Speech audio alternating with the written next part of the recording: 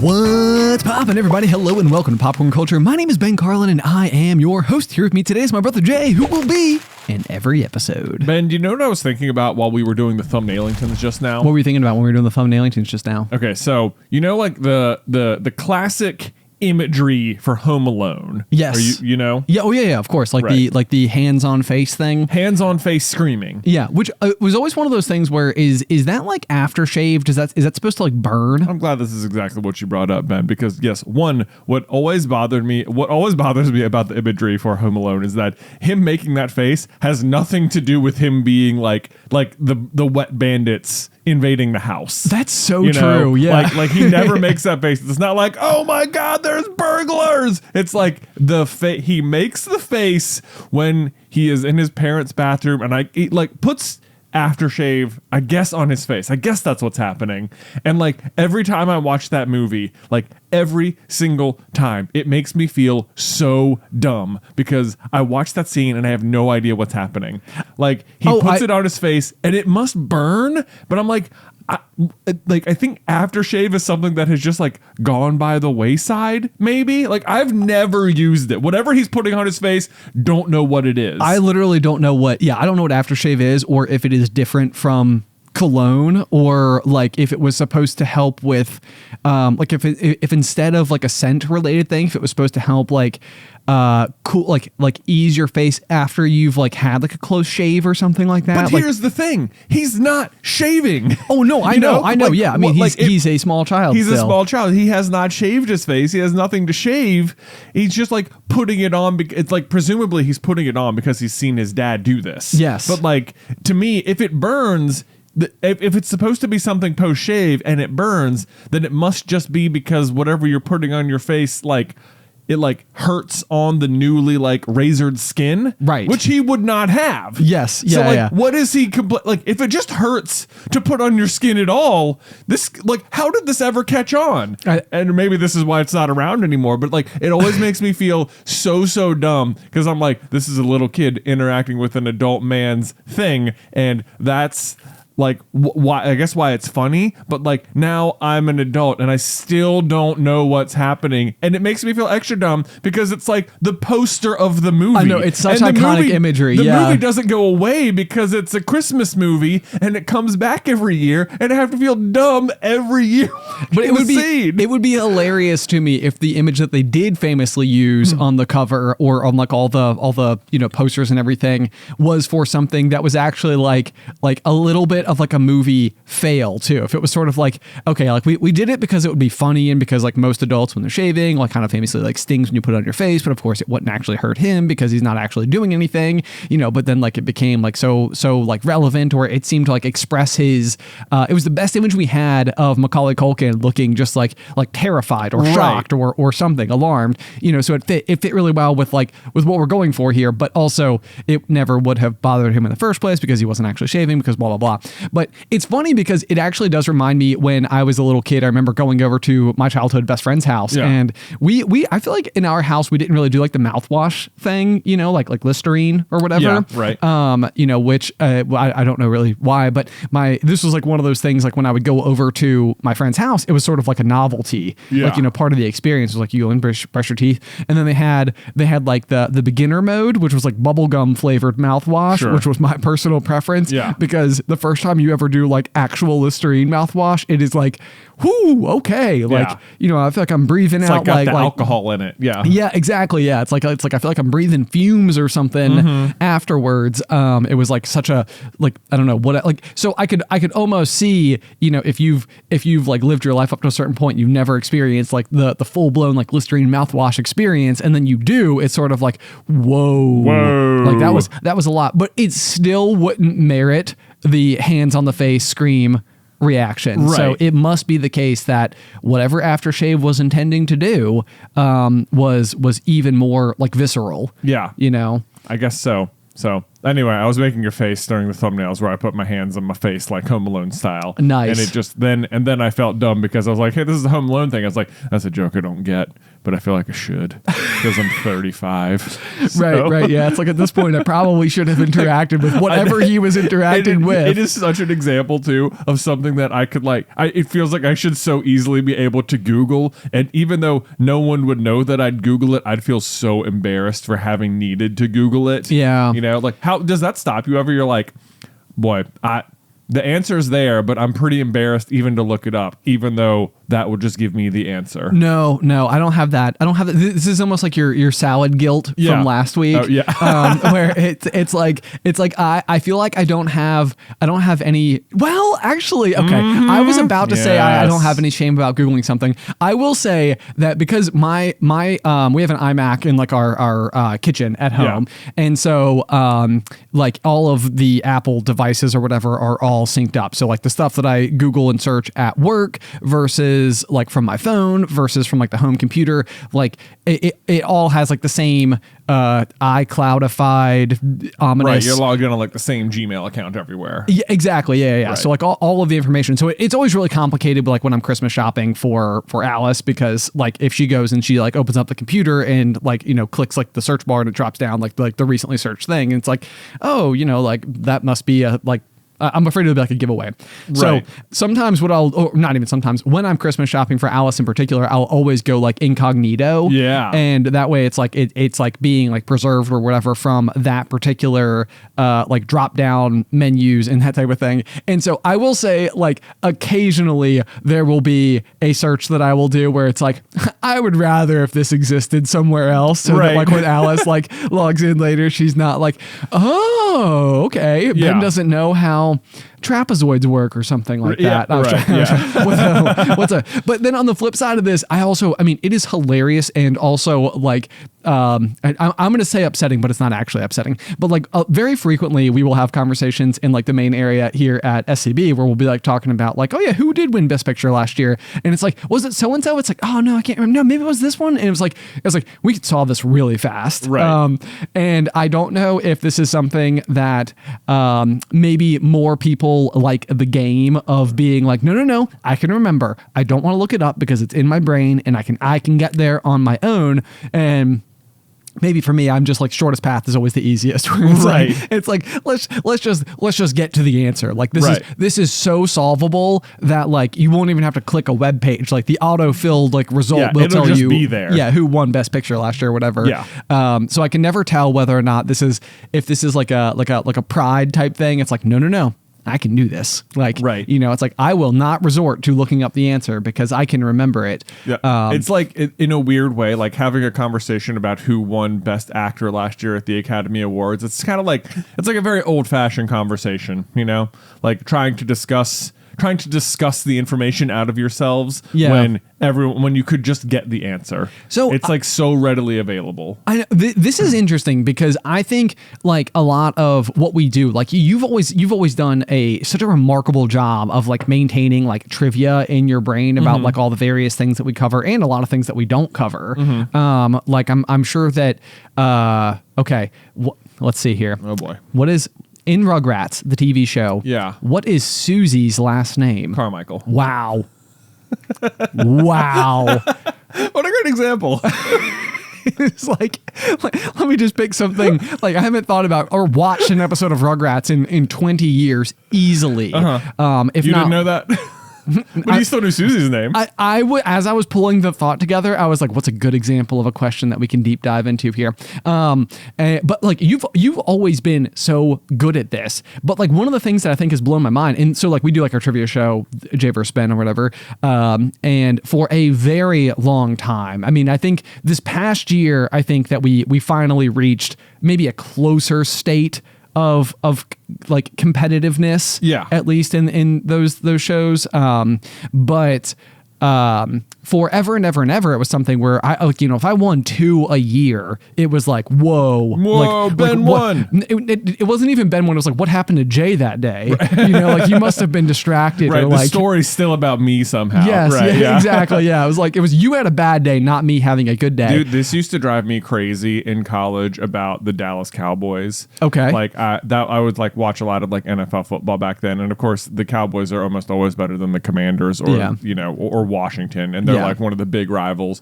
But it would drive me crazy because you'd have you'd sit down, you'd watch a game, and you were just positive the Cowboys are going to roll over you yet again, and somehow Washington would pull out a victory, and it'd be like, no freaking way, what an amazing day. And I would just relish like logging in to like ESPN the next day to be like, let's hear all about how great the Commanders were. And it's just like, wow, the Cowboys really fell down, or Yeah. it's like, Washington had nothing to do with winning that game. It was 1,000% the Cowboys getting in their own way. Exactly. How it would drive me crazy. Yes, no, you're exactly right. You're exactly right. So I think forever and ever, but like I haven't ever really felt like my lack of trivia knowledge has ever been I never feel like it truly holds us back while we're like writing theories, you know? So it's like, and I think because a lot of that is like, you know, we've got like all of our like resources constantly ready at hand. And so it's like, who said that line again? It's just like, you know, I'll punch it into like, you know, our like database or whatever. It's like, oh, that's right, Lavender Brown. And, you know, and then you know the answer to the question, and then you're able to just like march forward with the piece of knowledge in mind. And so a lot of times I wonder whether or not I offload, you know, or almost like cloud store a lot of knowledge where it's like, I don't know, I can't pull it off on my own. If I'm on a deserted island with no information whatsoever, like I will never be able to find that Lavender Brown said that sentence. Right. But what I have allowed myself to do is not increase like my brain's cache by keeping it ready at hand, because what I have allowed myself to know is like, well, you can look it up very quickly. Like you can have the answer to this. If there's ever a meaningful reason why you need to know, you can find it very fast. Yeah. And therefore no need to store it. No need to store anything. But this is like, it's kind of a curiosity, because I think in general, I would say, and you could argue this, and so I'm curious to see. Okay. I think that I operate with a scarcity mindset basically at all times. Okay. And I would assert that maybe you're on the opposite end of the spectrum and you have an abundance mindset. And so at least from our memory storage standpoint, you're like, man, the more I know, the more it tells me I can know more. Right. Like I've been able to learn all these facts, which means that like I trust that I'll be able to learn more facts, which helps me learn and memorize even more facts. Right. You know, and so like as you progress through life, it doesn't seem like you've ever like been encumbered by like, man, should I offload some of this like Hey Arnold knowledge that I have from our childhood? Your brain is like, I need to dump this so that I can learn more things. I have to be very selective about the amount of things, whereas my brain's like, there's basically infinite space, don't worry about that. Yes, exactly. Yeah. So and I think that's exactly what happens to me, where it's like, you know, if I'm like trying to like enter some new fictional domain, or if I'm like taking in like a new TV show or something like that, like a lot of times I will. It's almost like, I mean, I'm not actually consciously like parsing through like what to let go of or anything, but there's a small piece of me that's almost like, man, I'm really getting into Gilded Age lately, which means that like Shadow and Bone is gonna have to go. You know, go. like I think on some level it's one of two things. Like it's either maybe you weren't as invested in it to the tune of, because this surprises me sometimes, like the number of TV shows or like reality shows or something that I've watched where you could like show me a person who was on the show and I wouldn't remember them at all. This happens, yeah, like certainly like on shows like Survivor or something, right? Where like sometimes like I couldn't even tell you who won a season, even though I watched the whole season, like aggressively, like you know, aggressively, like, you know, yeah. you're like you're making all the moves in your head, you know, the alliances, you know, like all the this, that, the whatevers. Well, I mean, yeah. Certainly, like sometimes I'll just watch it and like the characters will be having conversations, and it's like the show has gone to such great lengths to try and like confuse you out of knowing who's going to win the vote for the sake of drama, that like I'm like I can't even keep track of who is in an alliance with who, because it changes like by the minute. And like this past season was a great example of like there was like it was a great example of really good reality TV show editing, I thought. Okay. Because there was like a red tribe that there was like 4 of them left at the merge, and they basically just ran the whole game, and that 4 alliance just did everything they wanted to the whole game, and they were very powerful. And you could tell, like, if you're watching the show, the ways in which like every single episode they would try and undermine you as the viewer, like, oh man, maybe the Red Alliance is gonna break, or maybe they're gonna vote differently this week. And it's like, no, every single time they'd set you up for it to happen. Like, clearly they'd take one of the red guys aside and be like, are you considering voting for someone else? What would make you vote for someone else? And they just play that answer,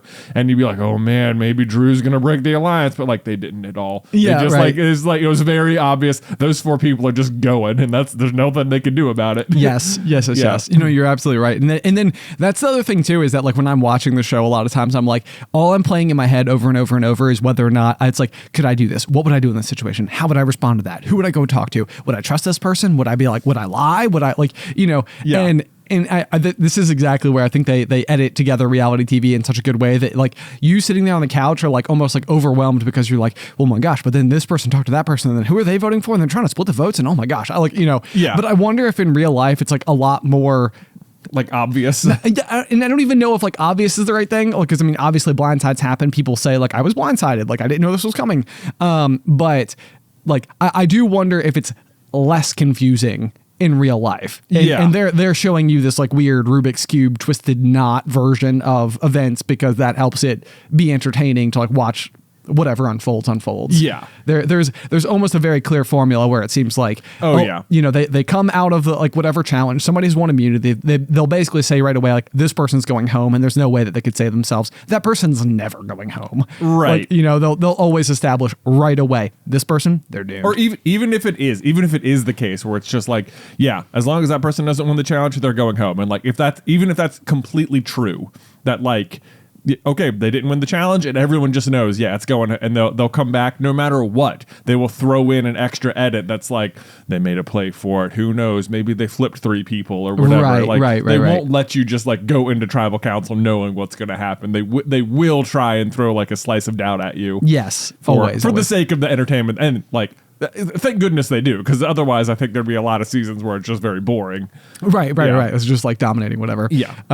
So anyway, I don't know how we fully. The point is, there are people like, sometimes I'll like listen to people talk about Survivor and they're like, oh yeah, Franny was so good, and I'd be like, I can't tell you who Franny was. I couldn't tell you, you know, like I remember that's a person who played Survivor, but what she did, what she looks like, how far she got, you know. Okay, well, maybe I have a perfect transition then because of this. Because this sounds to me almost like a perfect representation of a new phenomenon, a new psychological observance that I have to credit our dad. After Christmas, I was chatting with him and he was telling me about it. He was like, I feel like it applies to you in a really good way. And I couldn't remember the name of it. And then literally on break, I was listening to the Freakonomics podcast where I stumbled across the very episode he was telling me about. Oh, nice. And I was like, no way. So credit to Dad, credit to Freakonomics. No stupid questions, I think, is like the subcategory for it, just for the purposes. But I think the exact thing that we're describing, like where you can like watch the show, you're so involved, you're so invested, and then the show is over and you like dump it all, is I think it's a good example of what's called, and I could be pronouncing it wrong, but I'm going to go for it, the Zeigarnik Effect. And that's a $10 word. I know, right? So Zeigarnik. Wow, I love that already. I'm going to try to use that. But I think the name comes from, I believe, the researcher who originally put together the concept, where as the story goes, this researcher and maybe like some fellows about like, you know, I think it's maybe like 100 years ago or something like that. It's been around for a while. But they all went out to this like fancy dinner at a restaurant where there was like a whole bunch of different like orders and like drink orders and all the stuff that was going on. And they had this like phenomenal waiter. In the whole time that they're there, you know, the waiter is just on top of everything. Knows every single person's like individual meal preferences, is like super on top of like where they're at in their drinks and what their refill might be and all the rest. Right. Okay. And so the whole crowd as they're at the restaurant is just like in awe of this waiter's ability to have just met all of these people and to have known them so well right away. Right. So in this example, this would be like us watching Survivor. Right. So it's like, you know, while you're inside of the episode, while you're inside of the season, you know everybody, you know all the moves, you know all the strategies, you know like what everybody's kind of doing, like what their plays are, what their strengths are, what their weaknesses are, alliances, all the rest. And then this group of people leaves the restaurant, and one of them realizes they've like left something back at the table. So they run back into the restaurant and flag down the waiter that they just had, who they're, of course, and like so impressed with the, the memory.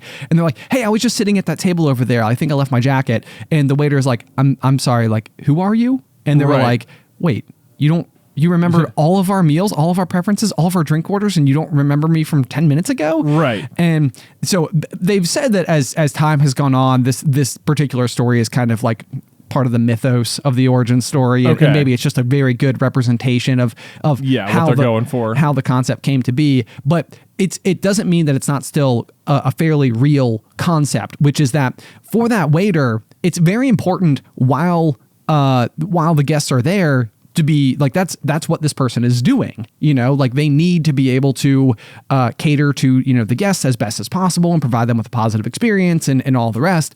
But then like once they're gone, it's like, it's not important for them to know this information out in the real world. Like it's not information that is going to be beneficial as time goes on. And so pretty much as soon as that table clears, it's like clear the memory. Yeah. Like tomorrow, it does not matter what Mrs. Smith ordered as an entree. Yes, exactly. Yeah, it will never be useful information again. Right.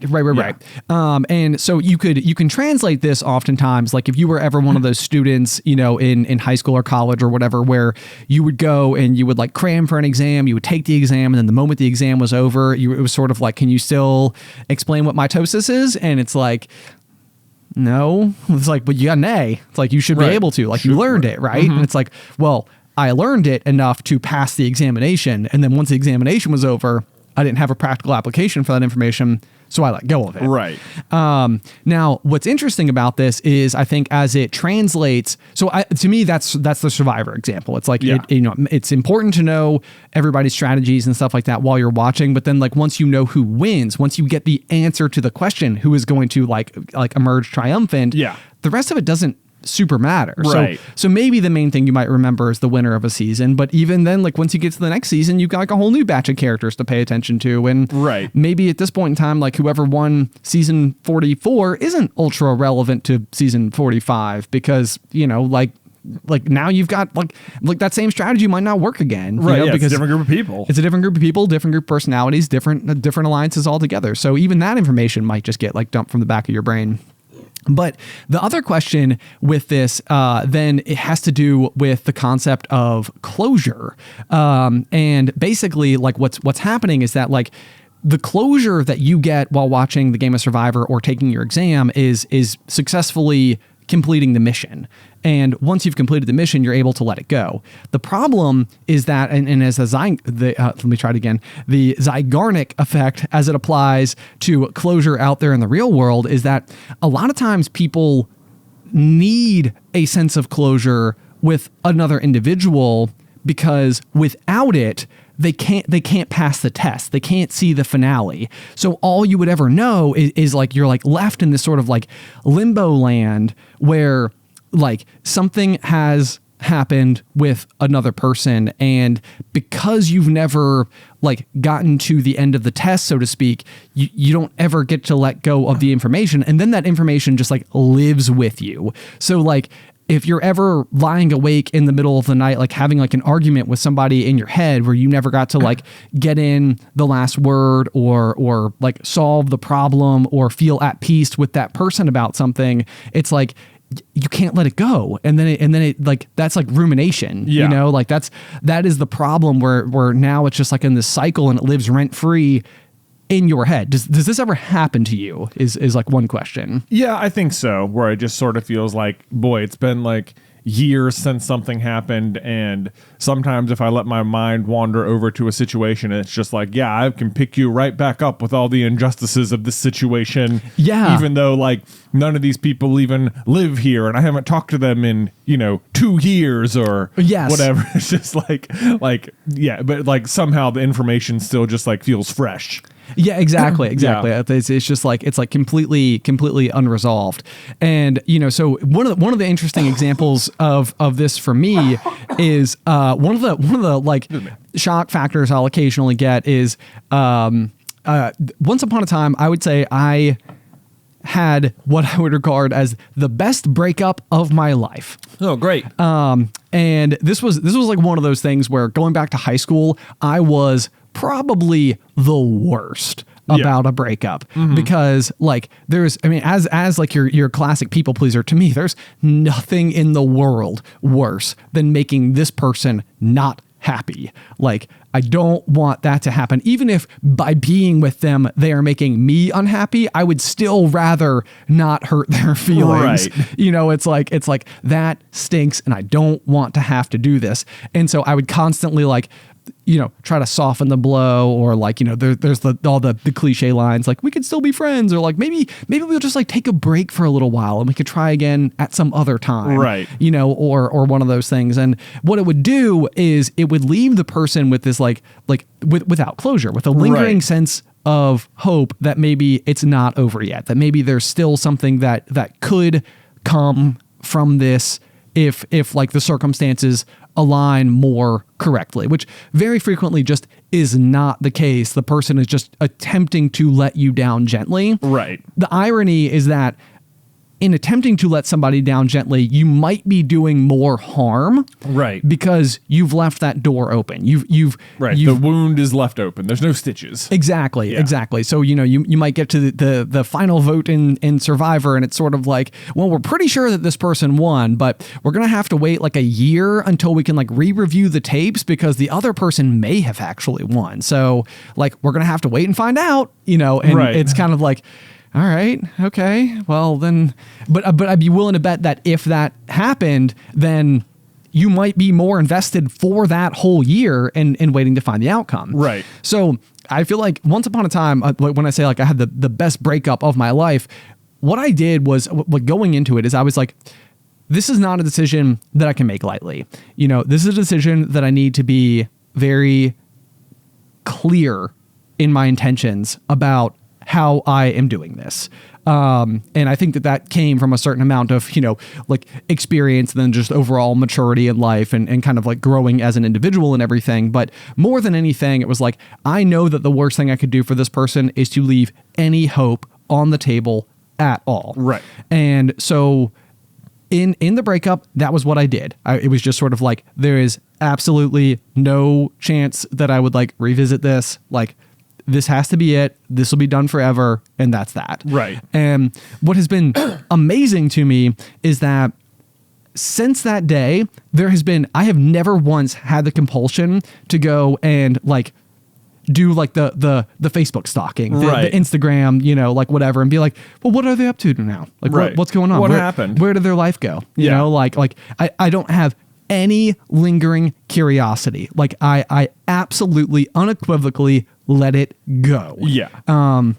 Which is not common for me if you know me as like an individual. That's like, true. Like I can have a conversation that everybody in the room thought went fine and then go and spend the entire weekend thinking about like, you know, like, oh, but there was that one burr, you know? And all I can think about was that one little thing. Like, did that go okay? Was that how I intended? Did they mean something to me? Were they trying to speak in code? Should I talk to them? Like, you know, like I have this, like, you know, so to me, it was so jarring almost because of the differences in these situations. Like one of them was like a major paradigm life shifting moment for me. Whereas like the other was a conversation, like, you know, amongst friends where I was like, you know, did I say something that may have come across poorly and then I don't sleep because of it? Right. You know, it's like, oh my gosh, well, like of these two things, one of them was way bigger than the other one. And yet like why is it so easy to forget this giant thing? Whereas this like tiny, like worst case scenario, someone was lightly bothered for a few seconds. Yes. And it's funny because I think on some level my brain like unconsciously figured this out because I used to leave lots of hangouts with friends. Yeah. And I would text people afterwards and I'm like, hey, I just want to make sure everything was okay. Yeah. Like, you know, like and like I'll get to the end of like an evening or a hangout or whatever. And so Dad told me about this on Christmas and I had some friends over you know, that evening to just hang out and do holiday festive stuff. I was there. Yeah. But literally, so I was explaining this concept to them and I was telling them, you know, like I think part of my problem is I'll get to the end of like a party at the end of the night or whatever. And I'm like, oh man, I talked to so many people. Surely I stepped in it at some point in time. So I was like, we're having this big discussion. We're all looking at each other and we're like, are we all good? Are we all good? You good? You good? You good? good? We're good. We're good. Nobody has to ruminate. We're all good. It Right. was like, but it was amazingly helpful to me. Really? To just sort of be like, okay, nothing left unsaid. You can hit me with it right now. Like, are we good? And it was like, we are good. Lock eyes, good. So anyway, this is it's just been very interesting to me because it makes me wonder.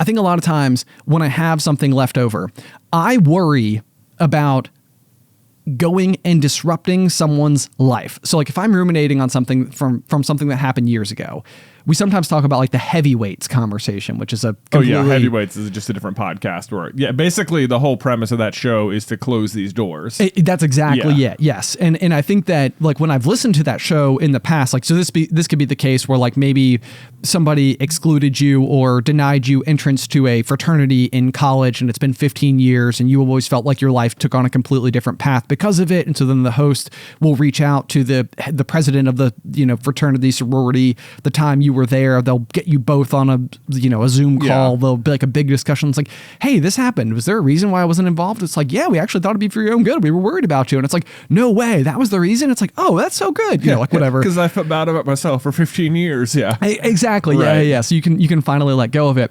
And so my big debate is often that like I could have people in my life where it's like, gosh, I feel like there is this like thing left undone with that person. And I would love to solve it. I would love to reach out and just be like, hey, can we talk? But I am always just like so in my head about it, like as if I were like, if I go and I open that door even further, it's going to make it so much worse. It's like what, there's one situation where the person's like, I am so glad you said something because this keeps me awake at night too. Right. Or they're just like, wow, that was no big deal. Like you have nothing to worry about. I promise. Like everything's fine. It's like, there's good scenarios it could go. And then there's the one where it's like, why are you bringing this up? I've moved on with my life. And now you're like, now for your own peace of mind, you're barging back in here and rustling up negative feelings. You're like letting me know that this thing I haven't thought about for 20 years I've actually been like this enormous pain on your life. And yes, exactly. Like now I have to feel guilty about that. Yeah. Right. And so this is the mental debate that I feel like since I heard it, because I was like, man, there are things where I bet I could alleviate so much pressure on my mind, like so much of what my brain space spends time on, right, if I would just be willing to go and like attempt to have a handful of conversations, right, but I'm really scared to do it, right, like what if it makes it worse, what if it makes it worse, exactly, yeah, like because I like that's the big thing. It's like you don't want, like, I would love the relief of knowing that things are okay between anyone, but also but I don't want to be harmful in the process. Right. That's the too long didn't read. Right. So anyway, that's been like the big sort of like, okay, this is something, and especially kind of like learning about it, like coming into the new year, it was kind of like, is this something like I could spend the year, like I don't need to do it all at once. I don't need to go like burden myself with that, but like, should I attempt to go and see what happens? I suppose there's probably like there's probably a way to be more aware of like when it's about to happen. Yeah. Where like, if something happened, 10 years ago and you're still on it, you're right. Like there's that risk of like, ooh, is bringing it up with that person going to make it like worse? But like you could potentially also now sort of like start to recognize the pattern. Like, oh, this person's about to like, I'm entering a conversation that has unresolved things, or like that I should actively try and like close the door on right now, lest it fester. Yes. Yeah. So is there, that's the other, so is there a statute of limitations? Oh, I have no idea. I don't think so. I mean, I don't know. No one's ever come up to me and been like, oh man, you said something to me 20 years ago and wow, did it change me? Right, right. But it's so often the case, like, I mean, nobody's inside of your brain. I know, right? Like, so, I mean, it could be the case that like I was the one who messed up, and like, would it make them feel better to know that I was like, I know I messed up? Like, sure. like this is me coming forward being like, hey, if it helps you at all, it would help me for you to know that I messed up. Yeah. So often if that, I don't know. I don't feel, I don't know. I do. There are moments in my life where I'm like, how much did that affect me going forward? Like Like, would it be worth trying to like talk to this person about a situation, or would it just be interesting them to know that like, oh yeah, like no hard feelings or anything. There was just a thing you said to me when we were kids, and it was like, it just changed a lot of stuff, and I couldn't have even known it in the moment, but like I come back to it all the time, and like just isn't it interesting? Right. Yeah. No, and it's fast. The other piece of this as well, like is and tell me, I mean, this is another one where I'd be curious to hear your thoughts as well, because here on the pop, like I've compared it to therapy before, because like we're coming in, we're having a very, very like intentional and engaged dialogue between the two of us in a way that can be unique compared to the outside world. Yeah. Like especially, like I can think of like any type of family gathering that we have, like where the whole family's in one place. Like you might think like, wow, that was so great. Like I got really good quality time with my family in. And not to say that that's not happening, right, but like inside of those occasions, it's almost like the fact, like the togetherness is sort of like, that is the thing that has the aura around it. It's like, you get to like watch the kids go run off and play in the other room or go do this, that, or whatever. But it's a lot harder when there's, especially in our family of 15 people, it can be harder to have like a deep and meaningful discussion while there's just so much other pulling on your attention. Right. Yeah. Like at almost any given moment, a child needs attention from someone for some reason, yes, large or small. And there's, like if chances are the person you're talking to is going to be pulled in some other direction, or you're going to be pulled in some other direction before you're able to get like too deep about anything. And maybe whatever might count as deep is like too personal to even have in a situation where the conversation could be overheard. Yeah, also that, yeah, which is a big one. But the reason I bring that up though is because it's like sometimes I'm like, well, would it be how could it be the case, that recording the pop with Jay could be like breaking down other barriers of my life like this. And in some ways, like one of the things I've talked about in the past was like, I feel like we reminisced early on in the pop about like some of like our high school adventures. So like I'm talking about some of these things and relieving yourself of it in a way that is almost like more negatively aligned, but the opposite can be true as well. Like a lot of times, like having like the ultimate reminiscence of an experience can then sort of like you have like this positive memory, and you then got far enough away from it that you then got to look back on it with one of the people that you experienced it with and re-experienced it joyously. And then as a result of that, it's almost like that memory itself also seems to like fade or like flit away in this like strange way for me. So it's like you're getting like closure on positive things. Yeah, exactly. Which is its own. It's been odd because I think sometimes it's making me now super crave like adding new ones before me, right, because I'm like, man, I've gone through and I've reminisced on like a lot of like these amazing moments of my life, right, and now it's like it's like, wow, I now almost got to go make some new ones. I guess there's nothing stopping them. you. I don't think I've really felt it like that. Like I've used up reminiscing about a thing. Right. Like I feel like there's so many times like when we get back, like if you and me and Mike or John or something, like inevitably, we will reminisce about something that happened in the past, even if it's the 10th time we've done it. You're not wrong. I oftentimes do feel for our spouses because they're like, oh, then there was a time we went and spent the whole night in the cave, and they're like, yeah, we've heard this story so many times. I think they like it. Who wouldn't want to hear that story? No, I mean, I think I'm sure they do. Of course they do. I bet. Right. I bet we were just warming them up the first like 4 times they heard it, and then from there it was like, well, now that I know the beats, like I'm like, it's like hearing my favorite song. Yeah, exactly. Yeah. Okay. Yeah, gotta hash it back out. On the note of that exact story, me and Beth just watched a Mr. Beast video where he locks himself in solitary confinement for 7 days. Okay. Basically, just like it's like in a white padded room where he's just in there by himself with no clock, notably, and like the lights don't turn off and the meals arrive at complete random times. So he has like no way of tracking time or anything. He's just going to be in there alone for 7 days. And I was just like, this reminds me it was so interesting to watch because when we were in the cave, the thing that you lose track of immediately is time. Yeah. Like so swiftly. And it was so interesting to like watch it because like I sort of was watching like I know it's gonna happen almost right away, and sure enough, just like your ability to judge time in any like meaningful way just is out the window so quickly. And we were only in there for one night, and this was like 7 days, and he's like talking himself into like there's got to be like if there's more than 1 day left, if there's more than 10 hours left, like I'm gonna have to tap out. It's just like, well, there's 30 hours left, so oh my gosh, you're way off. But like you don't even know. How would you even know if it had been 10 hours? Oh, I know. Yeah. I mean, your basis for anything. So yeah, as a refresher, anybody who hasn't heard the story before, once upon a time, there's in near the New River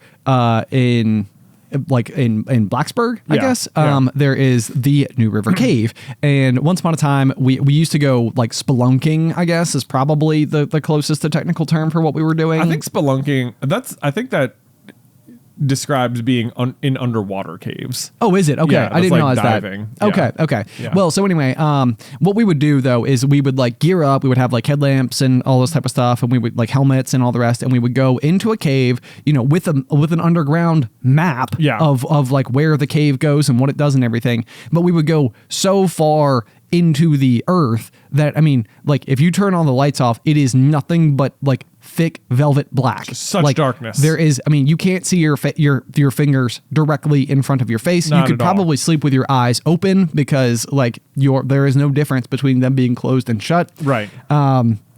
So once upon a time, the game plan was to go into the cave and attempt to see if we could spend the entire night in the cave, and then what time we would be then exiting in the morning if we didn't have any clocks. And basically, sleeping in a cave is kind of a miserable and uncomfortable experience because it is wet and cold and dark. Yeah. And so, part of us was almost thinking like, oh my gosh, we're going to go in at, 8, 9 o'clock at night, whatever time it was, and we'll be back out here at like 3 a.m. and we'll be going to Waffle House and laughing about like, wow, we thought we were in there for a whole night. We had like told our friends and family, like, if you don't hear from us by like, noon the next day, at absolute worst case scenario, maybe start to worry at that point in time. But like, it won't come to that. We'll be fine. Like I have work, like we'll definitely be out by then. Oh my God. And, so we go in, like lamps go off. At some point in time, we fall asleep for some amount of time. And, we wake up and we're like, all right, I think it's time to hoof it out of here. So we load up all of our gear and we show up, and like the sun is in the middle of the sky. Right. And it is like 1 p.m. Yes. And our phones have been blown up, and they like, of course we didn't have any cell service deep underground, and like the whole family, and, like just everybody is just like, what happened to them? Like, are they okay? And it was just like, we had no idea. We had no idea how long we had been in there. I think we were like positive it was going to be like 6 a.m. in the morning or something. Yeah. And like, I think even like we were like trying to like, we should stay a little bit longer, because otherwise we're just going to come out in the middle of the night and like, yeah, we should stay a little bit longer. Yeah. And I think there was like a bunch of other considerations as well at some point where it was like people like at some point everyone kind of had to get up and go to the bathroom, and it was like that should have been more of an indicator that like that's your like biological clock. It's like, yeah, you pretty much do that at the same time every day, and that's what was happening. Right. Because it was like 8 a.m. or whatever, but we were all just like, nah, It's like no big deal. That like, doesn't mean anything. I'll go climb back in my sleeping bag and sleep some more. Yeah, like I'll try to get some more sleep in here. This uncomfortable slab of rock we found. Yeah. Super fun. But yeah, once you'd fallen asleep at all, like any amount of time you might have been able to judge, like just gone. Yeah. Which was super fascinating. It was. It was very, very, very jarring at the same time. So anyway, that was the cave experience. Yeah. Transition.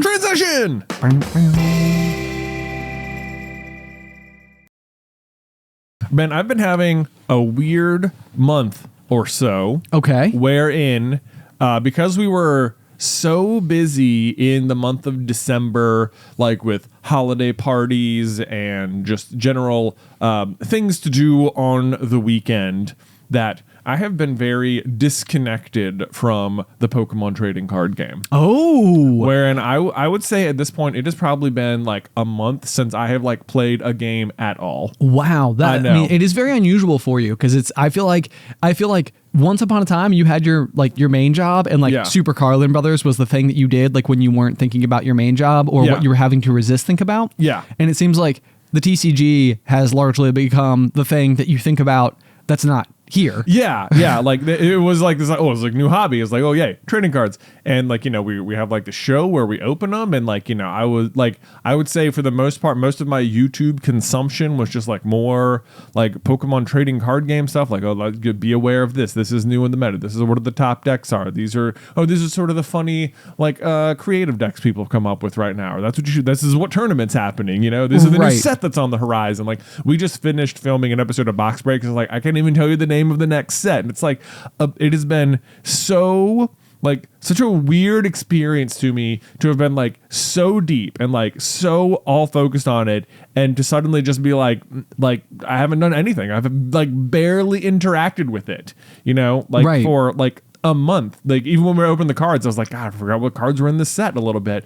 And it has been like preying on my mind in this weird way over the past like week or so, where I'm like, I feel like almost like a responsibility to like open the app and like play a game, or like go watch some videos about it, or like do something, because like I haven't done anything. But at the same rate, I'm like, but I'm not really like super deterred. Like I'm not feeling like, oh yeah, I can't wait to go play or anything. And I'm like, it has just been this very weird experience where it's like, it's this thing that I know I like and have put a ton of time and energy into, but I'm also not feeling particularly compelled to do at the moment. Interesting. Yeah.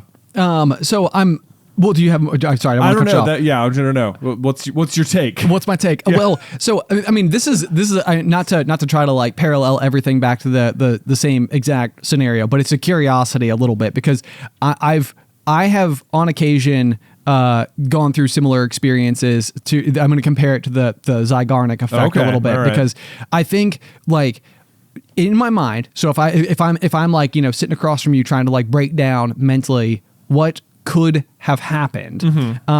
This is my interpretation. This is a possible interpretation. Let's hear it. Would be that like, because I have this a lot. Like what I will like, there might be like a thing like I really want to buy, and then like I'll buy the thing, and then I'll sort of be like, I don't know if I really like, I've wanted this for years and now I have it. And I always thought like, that like once I had it, like that would be all about this thing. And now I do, and now I'm not doing it. Right.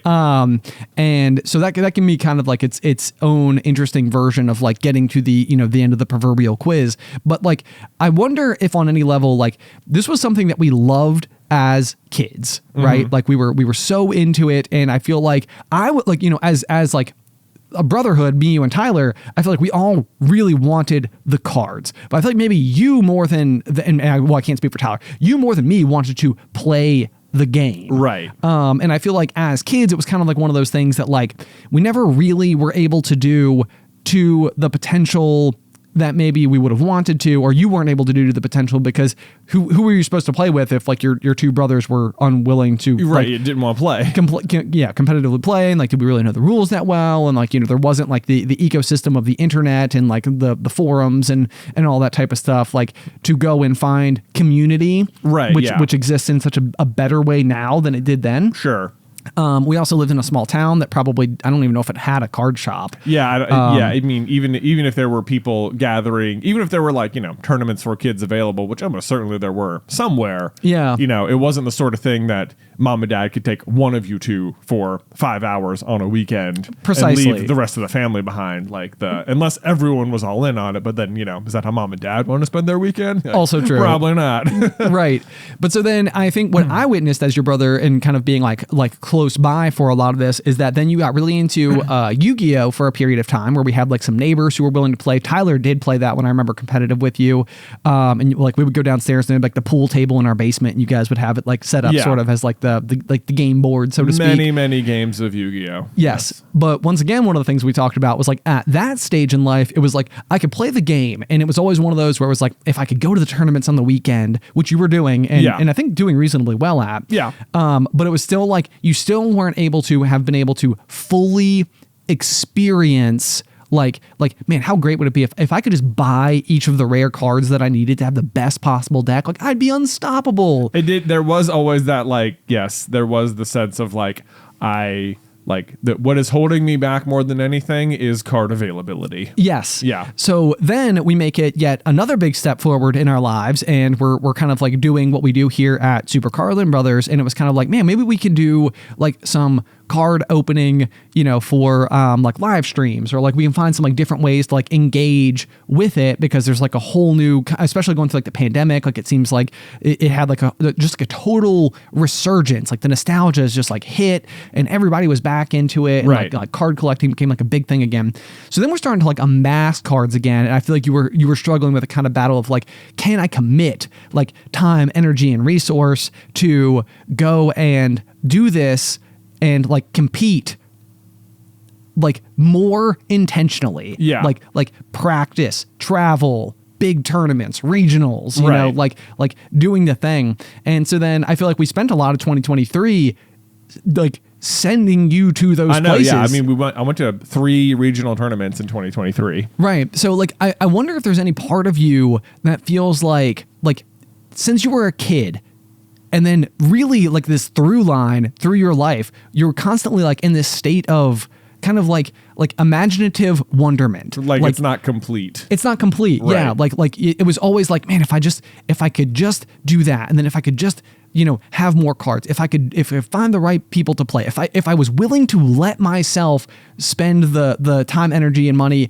to go to a different city to play the game on the level, like what would happen? And it was sort of like I obviously can't speak for you, and not to say that I think your journey is over in any way, shape, or form, but like I wonder if there's a piece of you that was sort of like, I got to push the boundaries further than childhood me knew how to imagine them. Sure. And if on any level it was sort of like, okay, I did it. Like, right, yeah, like every the thing, yeah, as if like the thing I wanted, like we actually did it. Like you got as far as you pretty much could without like really committing everything. Yes. Yeah. Yeah. And like the reason that this theory comes to mind is because it was my exact relationship with rock climbing. Yeah. Which was like I mean it's the only sport that I ever felt addicted to. Like I couldn't stop going, and I reached a point and it was the same thing. It was like the only way for me to excel more at climbing was to literally take it on as a part-time job, if not more. Right. And like you've hit like a really large plateau in the hobby. Yes. Right. Yes. Yeah. Like we're before. Yeah. I think there could be a certain amount of that happening for sure, where it's just like, you know what? Card access, no longer a problem. Like travel, not necessarily like harder, but it could be accommodated with enough planning. Yeah, exactly. Yeah. Which I think is what we did for most of 2023. Yeah. I think, there is a certain part of me that's like, I think like the what it would take for me to go like win a regional or something feels like almost unattainable, to the point where it's like there's such professional players and people who are so like all in on it that like there's just it's very difficult to compete when you've also just got family and everything else going as well. But so like, but then to what end is it that you're doing it other than just the joy of competing at all? Right. Yeah. And yeah. So, but I mean, the big thing here is that like, this was just another thing I had written down in the notes, but it was, in life, do you regret the things that you did do, or the things that you didn't do? And like, I think on some level it's like, you would never regret having gone and done all of these things. Absolutely not. Yeah, no, I don't regret any of that at all. Right. Yeah. The question, but it's like, I also don't feel like, part of me is just like, is it just the time of year that I'm just sort of like even the thing is like, even if I'd wanted to go be doing all the things over the past month, like I just couldn't have. Sure. Yes, of like course. It there's was just simply too much unavailable. Right. Yes. Which, I mean, this brings me back to another question that I feel like I've posed in the past that I would continue to be curious about, is that I think our generation will retire from our careers very differently than I think than historically other generations have, or maybe exactly the same way other generations have. Like, it's just the case that like possibly like our grandfather, for example, has like 3 tractors, a bulldozer, and like a 1960 Ford truck and a boat. And it's like, they're all projects. They're all things that he can just go tinker on, because like they're like, none of them are like particularly like like brand spanking new or anything like that. Most of them are more antique than anything else. Yep. And, you know, he would go out and like buy them, you know, at an auction, trailer them to his yard, find a way to get them to work. But like, you know, that is the way that he goes. And it's probably what he coveted for a huge portion of his life. Right. Like how much of his life was he just like, all I want to do is go tinker on my tractors. Exactly. Yeah. It's like nothing like that is what I want to do. And so it's like you could be in this stage of life right now where you're looking at it, you're like, man, you know, like if anything, you know, Luke's starting basketball, you know, like the kids are going to be doing these activities, like weekends are going to start to fill up. Like I'm not in necessarily like the exact like valley of life, so to speak, where it feels like there's going to be grand opportunity to do these things, but it also doesn't mean that you're not still like maybe what you've now found is like when you were a kid, for example, we didn't have the money at all to go buy unlimited Pokemon cards. No. And so maybe the wall you've run into now is just the same wall you ran into when we were like 13, 14. It was like, you know what? I don't have the time to do it in the capacity that I want to be able to do it, to excel at the way that I want to excel. But what to me that says is that it's not finished. Yeah. Well, I don't think it's done. I think, you know, I haven't gone to my last Pokemon regional yet. Right. You know, and like I know the North American International Championships are coming up in New Orleans later this year, which I desperately want to go to. I know. I want to go to that one just because I want to go to New Orleans and eat New Orleans food. It just sounds like so fun. Like we just have to make a trip out of that for sure. Like because you could just go compete. So I think that'll be really fun. And I will say that it's like it's interesting to me that it's like, and maybe it is just a scheduling thing, because like on the flip side, the other card game I play is on my phone. It's just called Marvel Snap. Which I remember showing you some stat the other day that like part of the game, if you ever played like a mobile app before, they have like a ladder where, you know, the better you do, the higher on the ladder you get. And the way this game works is that if you get to like, you know, rank 100, you break into what's called infinite, which is like the next competitive level of the game, I suppose. Yep. And it stops showing you where you are on the ladder and just where you rank in the world or something. And I hit infinite for the first time ever last month, and I showed you and I was like, oh, look, I know you're not going to have any context for this, but like it's giving me a rank, and it was like 80,000 or something. Sure. And I remember the look on your face just like, how is it possible that you are 80,000th? Like, there's no way there's that many more people playing. I know. Yes. Yeah. I mean, that was that. Yeah, you're exactly correct. Yeah. I was guffawed. I was like, there's no, I mean, because this is like one of those things, like where it's like anybody I talk to, if they talk about like their Mario Kart abilities or whatever, I'm like, well, you can't beat my brother. And I think that this has been true like in every application of the conversation that I have witnessed thus far. Yeah. Like, I don't think I've seen a situation before where somebody sat down with you and really, truly, honestly was able to like contend. And it's been one of those things where it's like, you have been so good at it in a way that in my mind, I'm like, he must be like categorically good at it, right? You know, you know, like people can't beat him or whatever. And so like when I watch you play this, and like I know the level of tenacity and like commitment that you bring to like the games that you were like in love with, you know, it's like in my head, I'm like, there aren't many people on this planet. And to be fair, 80,000th out of like nearly 8 billion people on the planet still ranks you in incredibly high regard. Right. You know, well, I think because we looked it up, because I was almost, I was like, to me, because it's like, I've been playing this game for a while, and to finally hit infinite at all and just see what the rank was, and then it was like 80,000, I was like, I can't believe 79,000 other people have already done this month. I know. You know, that's the crazy thing. I know. But like, we looked up like, what is the player base of the game, and it's like 8 million. Yes. And it's like, are you kidding me? 8 million people play this game. That blew my mind. I know. Yes, it is. Yeah, it's just mind boggling. Yeah.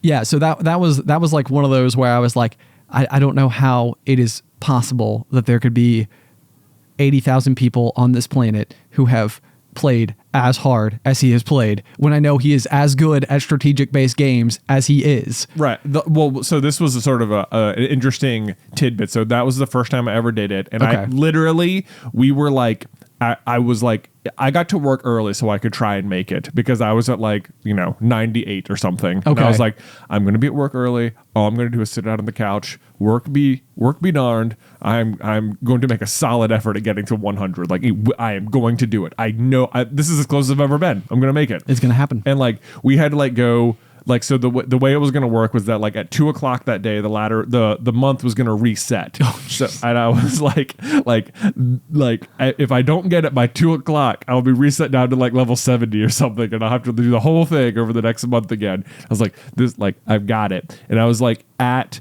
like 99 or something. We had like, it was like 150, and we were about to go record our other podcast through the Griffin door. And I was like, this is literally it. This is my last game before like I have to go sit down and do something else that will take me over the line. So no matter what happens, there's like a betting system sort of, or like a wagering, like a confidence wager basically. Right. Where you can bet your cubes or whatever. And so the game started, and I just immediately hit it before I even looked at my hand.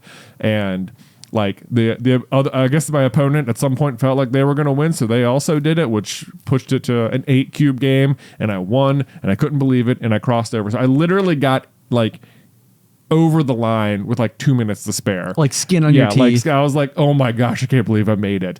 And so I think I was basically like, it is possible I was the last person over the line that month, and that put me at 80,000. or probably by proper expectations, assuming you were 80,000th in the world at this game, you were like 4,000th from being the last person. I know. Yeah, like, turns out, another. Everybody else in the world just sitting there on the wire. I know. Well, so over Christmas break though, I had a lot of free time because we had COVID. Yeah, we were all stuck. Yeah. And so I'm like, you know what? I'm gonna try and make my little infinite climb again. And this time I hit it I hit it with like 26 hours to spare. This time, wow, I was in a whole day early. Luxurious. It was quite a good final game. I thought it was. I was in the zone. 26 hours, plenty of time, and to go spend one night in a cave. Yeah.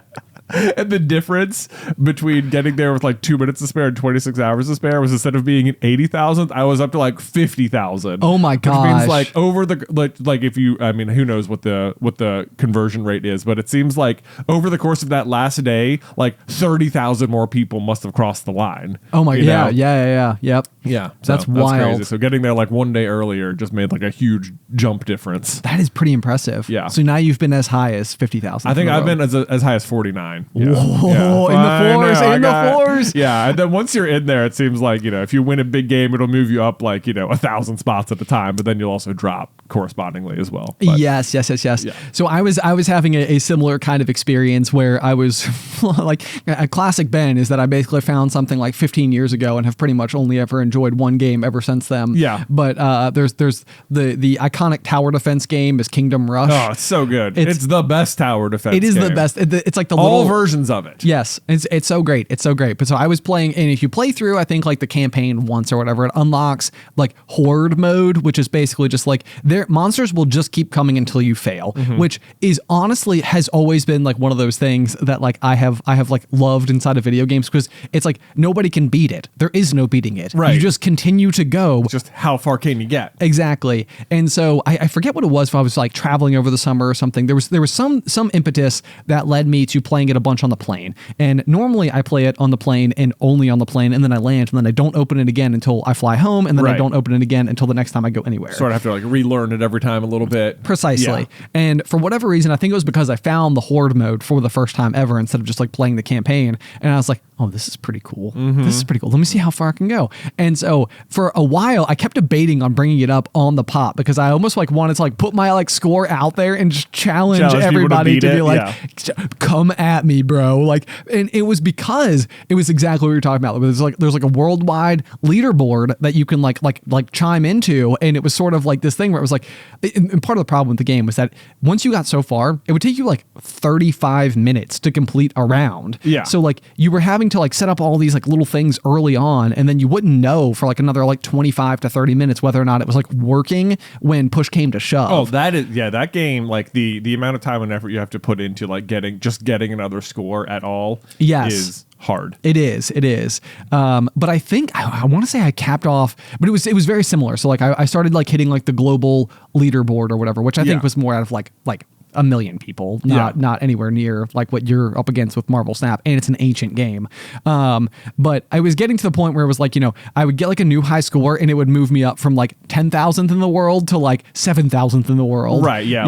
Like that's where like every 30 seconds you've survived is like flying you up the leaderboard. Yes, because at this point in time, the people who are in front of you by like 10 points on a game that has like millions of points being scored. Exactly. Yeah. So it's just a little bit better is a lot better. A lot better in the overall leaderboard. Yeah. That is. But what's crazy, this is the baffling part to me, Ben, that we looked up this game, like Marvel Snap has like an 8 million person player base. Yes. And like I got over Infinite and I'm in whatever, 80,000th or whatever. And that's clearly not everyone playing the game, but I don't know a single person in real life that plays. Who plays. Like, it's like you're like on an, like it consumes, like I love it so much. It's one of my, if you don't play it, Marvel Snap, such a fun game. Not sponsored.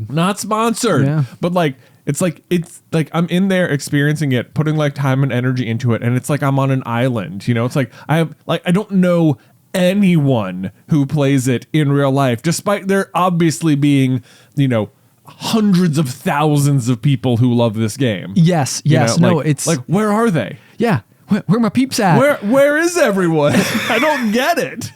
No, I know. This is exactly what we used to always say with Twitter. It was like, it's like we were like, we do what we do. And so as a result, we have Twitter accounts and stuff like that. We spend time on Twitter. But like, if I go and hang out with my friends, and I mean, this is not all the way across the board, but like most of my friends, I would say almost all of my friends don't have Twitter, and the people who do probably created it because I was doing something on Twitter and they joined it just to be like helpful. Right. you know? Like some of the people I know, like I know some people who like have it just to look at Twitter. Sure. Not because they have tweeted anything and, don't have something more than an egg as their profile picture. Yeah. Classic. Or whatever. Yeah. Classic. Twitter now X. Yep.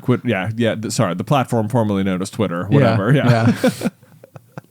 But no, it feels exactly like that, where it's just like, it's like there's like tons and tons and tons and tons and tons of people use it. It is a highly robust platform, and yet somehow I don't know anyone who does. I know. Yeah. I was like, am I getting punked over here? Right. What's I know. going on? This is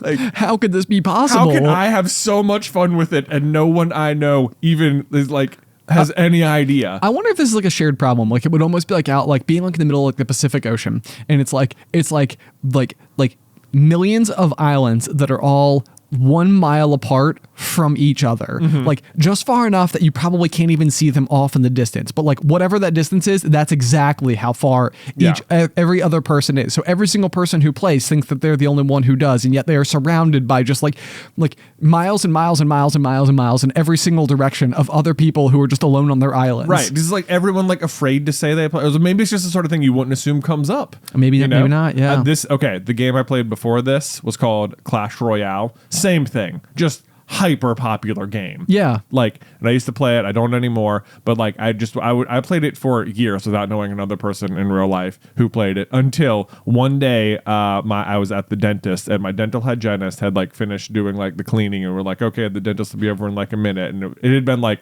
several minutes. I was like, I'm just going to play around right now because it seems like this is taking longer than expected. Yeah. And the dentist comes over and he looks at my friend and goes, oh my God, do you play Clash Royale? And I was like, no way! Do we just become best friends? I know. I was like, we could be best friends right now.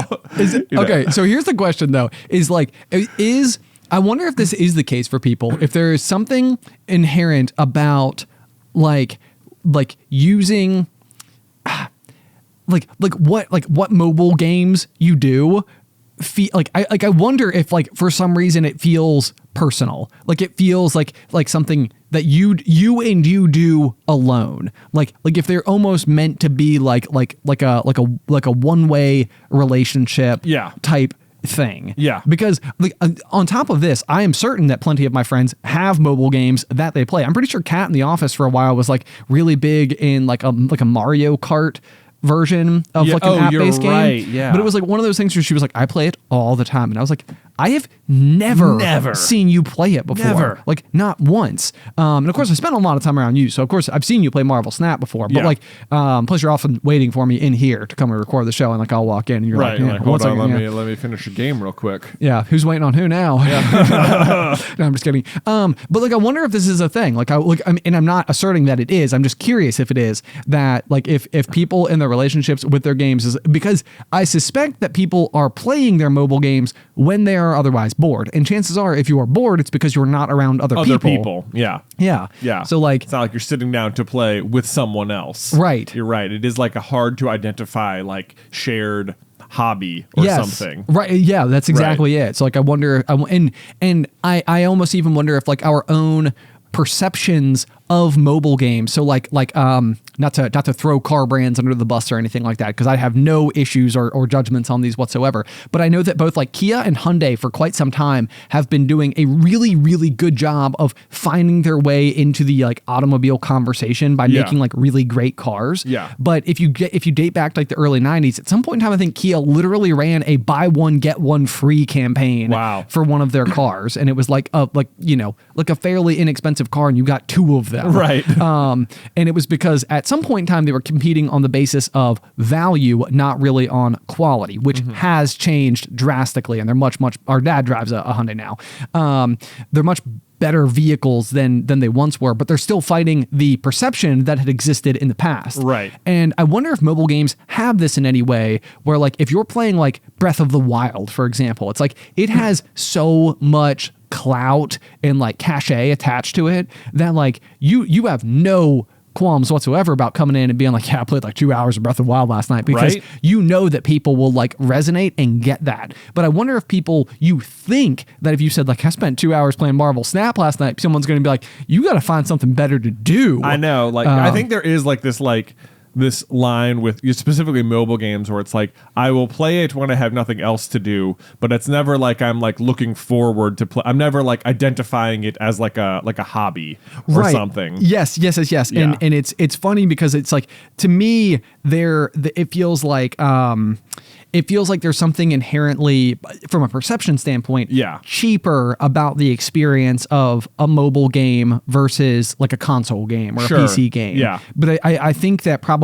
what has happened is that as phones and everything have become a lot more sophisticated, so have the games. Yeah. And then as well as, you know, that technology pressing forward, the consumers, the users are also a lot more savvy. So they're able to like participate in these games in a much more competitive capacity, even if it's not being as like broadly recognized. Yeah. Because I feel like even at one point in time, you told me that there are like Marvel Snap content creators that you like follow and like, you know, tune into advice from. And even that, to me, I was like, there are content creators around a mobile game, like, which again is like, this is my misperception, not anything else, you know? Yeah. And it's like, yes, there are. And like, not just like one or two, like many. Yeah. You know, this is people like, they wake up and they stream 8 hours of Marvel Snap, and that's their week. Right. You know, they convert some of it into YouTube. They do commentary. They probably do coaching or whatever. But like, this is like, it's not like, oh yeah, Marvel Snap amongst other games, I mix it up. It's like, no,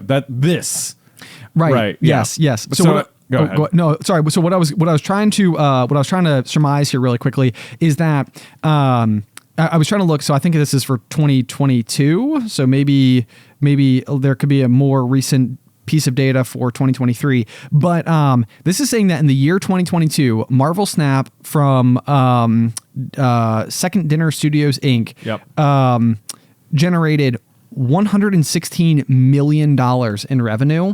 And so the thing that's fascinating to me is I oftentimes talk about like the movie theater principle, which is like, can you spend $10 even in an in-app purchase, for example? And usually my argument would be like, well, you would spend $10 for a 2-hour movie theater experience. So if you can find 2 hours of entertainment from that in-app purchase, then there you go. Yeah. But I mean, $116 million, I mean, I wouldn't say it's the most competitive box office like score ever for like a feature film. That almost seems like a low number to me. I mean, it seems low to me as well, but you know, this is like one of those things where it's like, there are plenty of films that come, you know, that are like blockbuster films that would come to the theaters, and, you know, hitting that number would be at least somewhat, you know, remarkable. Right.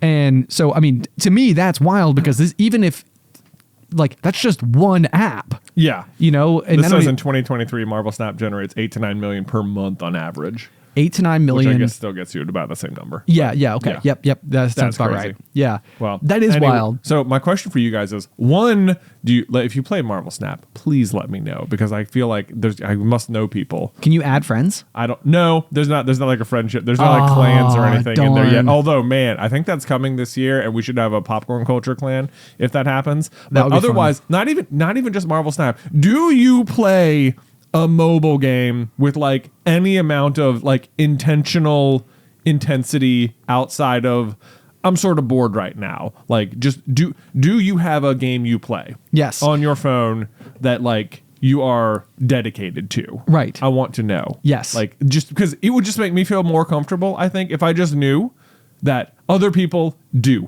Right. But because clearly they do. Like, it's like, they're raking it in. People are doing it. They're spending money. You know, like, people are invested. So, so I just looked at this. So, this is just another fun fact for you. So, Clash Royale, that's the other one you played? That's the other one I played. Okay. Yeah. So, lifetime Clash Royale has surpassed more than $3 billion. Not surprised. Billion with a B. Billion with a B. That means that Clash Royale, the mobile app, has made more money than Avatar did at theater. That's crazy. Yeah. Yeah. That's like, It's insane. But you could talk to any person and they know, if you were to say, are you aware of the film Avatar with the Na'vi, the blue people? I would be willing to bet that you could go and poll any person on the street and they would at least know what it was, even if they haven't seen it. Mm-hmm. I bet you could poll the same people and say, do you know what Clash Royale is? And it would not be the same. I agree. You're right. It would not be the same. Oh. And it's out there like quietly, yeah. Maybe this is what's happening. Maybe like we all pay attention because it's such a big thing. It's like whenever a new film comes out,